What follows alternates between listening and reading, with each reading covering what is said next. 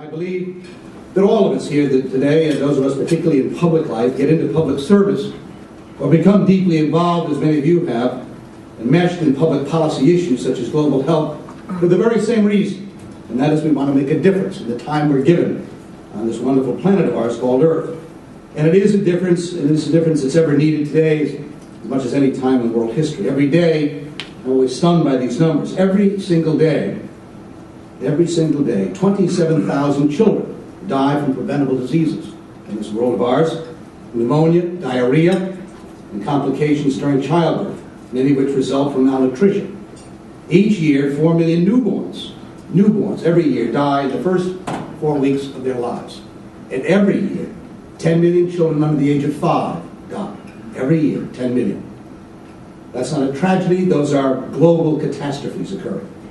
The past 5 years, Global Action for Children has made a difference, a significant difference. Since 2003, your work with our African and global advocacy partners has saved countless lives in Africa. You've shown a remarkable ability to bring people together in common purpose when it comes to children.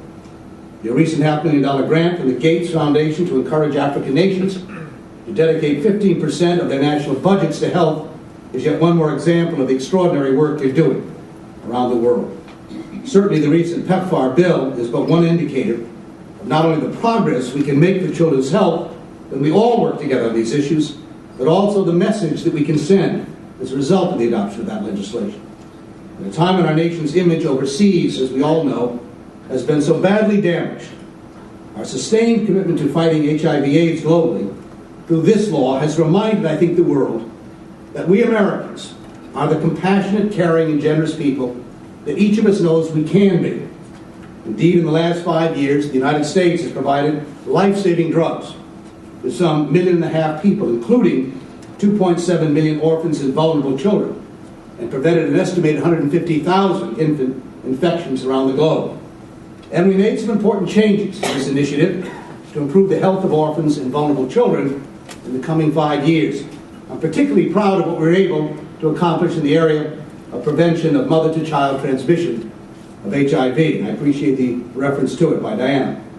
We're going to take action to protect and promote the health of children, that we must protect and promote the health of mothers.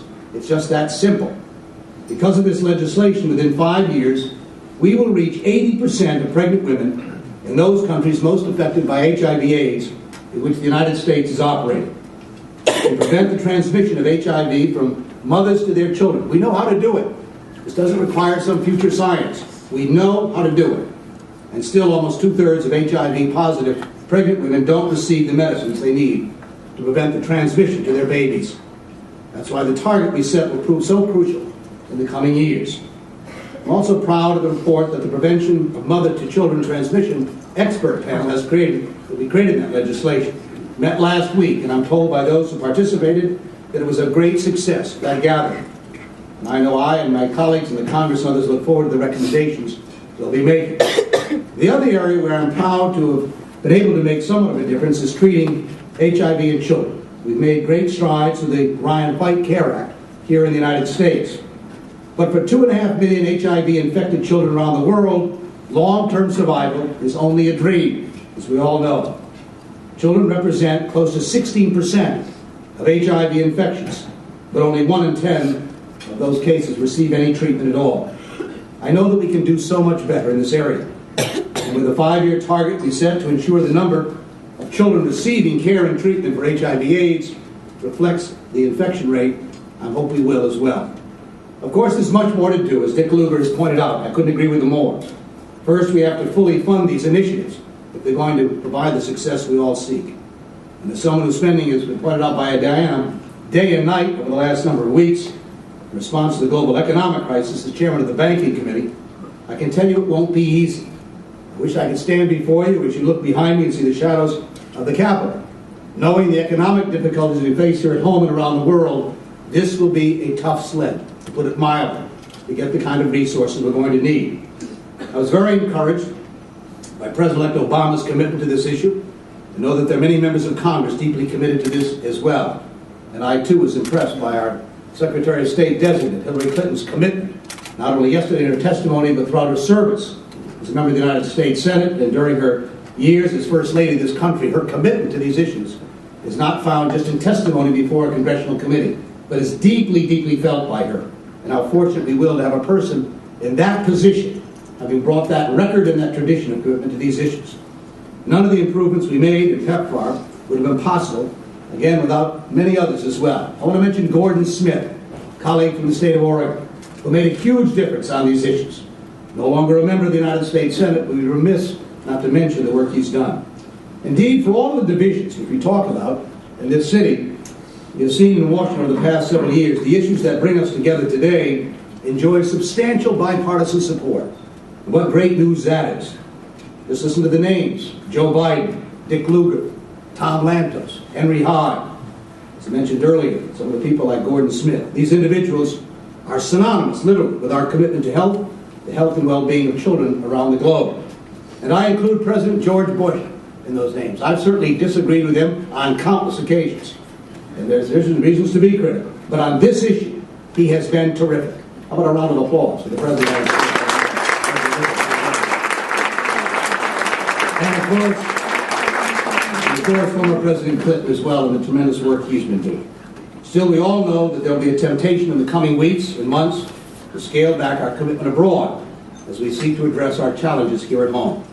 That is why we will need every ounce of your energy and tenacity to push for the full funding of these programs in these difficult economic times. Of course, HIV is only one threat to children across the globe. Even today, with all of our challenges, our country can lift millions of children out of poverty in Africa and around the world and give these children a chance. That's why I proposed the Global Child Survival Act. We know that 2/3 of these 10 million children under the age of 5 that I mentioned who die every year can be saved with a $5 billion investment.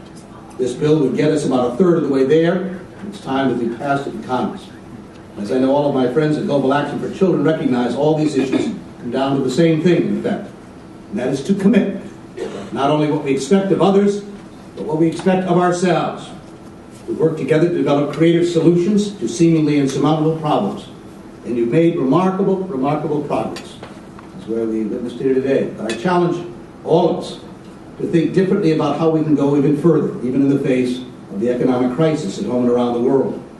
For instance, ready-to-use foods are being compared to penicillin for having shown promising results in the area of child malnutrition. I looked at the Clinton Global Initiative embrace of the innovative ideas like distributing used eyeglasses to people in developing countries. It turns out that one of the largest contributors to chronic poverty in many countries is the people who can't see. Not because they're sick, but because they don't have glasses. It's my hope that we don't suffer from the different kind of vision problem in the coming days when these challenges will be before us. As the father of two very young daughters, and I should have pointed out, my wife Jackie is here today. Jackie is the mother of these two beautiful girls. I'm very reminded every day of the potential there is in the world for our future. But realizing the future starts with America doing its part for children across the globe. And I couldn't agree more with Dick Lugar's comments about the moral obligations we embrace in our founding documents. Our commitment to a moral authority must be reflected in the actions we take, not only here at home, but around the world. It starts with creating a more stable, peaceful world in which opportunity isn't limited by our geography, but only by our imaginations and our desire to succeed. With your help, that's the world that I hope it will help create for our children in the Congress. For the last 3.5 decades, we've tried to do that both at home and abroad. And for all of our challenges, I believe that future is within our grasp. I know you do as well, or you wouldn't be here. Some may call that naive. Some may say that's just a glossy idea of the vision of the future. But that vision, that shared vision of making a difference for our children, is what brings us all together here today. So I thank you for this honor. But again, I end where I started. I see it as a challenge, as an opportunity to be reminded that our jobs here, not all of us get to be United States senators, members of Congress. Whatever role we've been given, our job is in our time and on our watch to make that difference. And I accept this honor as a challenge to complete that job during my time. And I thank you all very, very much.